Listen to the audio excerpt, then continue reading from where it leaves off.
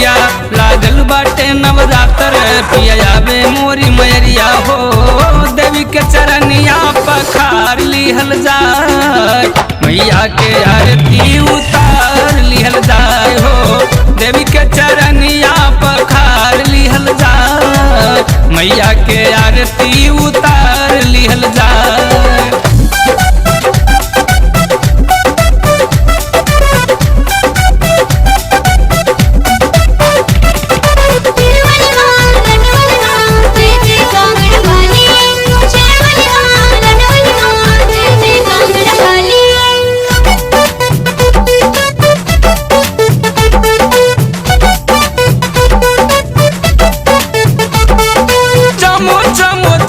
के गले के हरवा झूले झूलन माइन में तरवा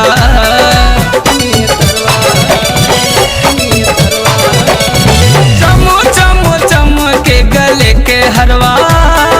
झूले झूलन माइन में तरवा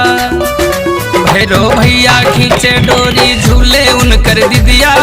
सूरज किरनिया फीका लागे चमके माई के बिंदिया मालिन के दुआरा जाइब अढ़ौल के फुलवा लाइब श्रद्धा से गजरा बना के माता रानी के पहनाइब हो दिलवा से जय माता बोल दिहल जाए माई से सनहिया लगा लिहल जाए हो दिलवा से जय माता बोल दिहल जाए माई से सनहिया लगा लिहल जाए।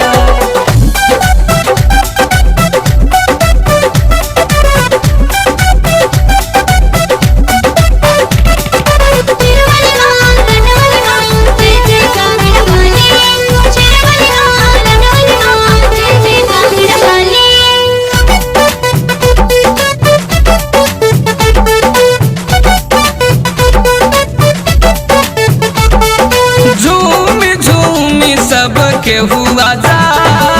शरम न कर तनिया राजा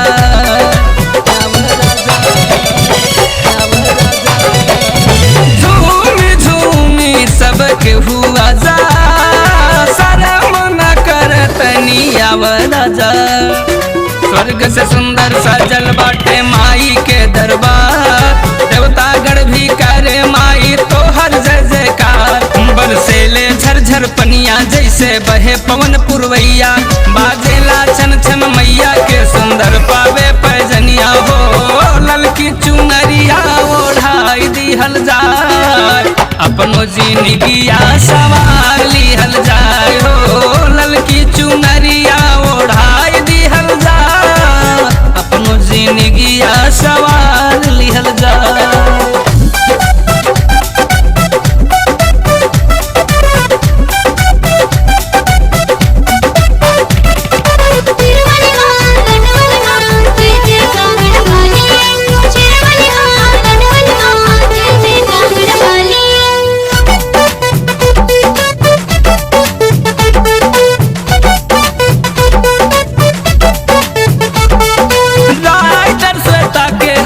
सुंदर गीतिया भैया संतोष कुछ कहले बतिया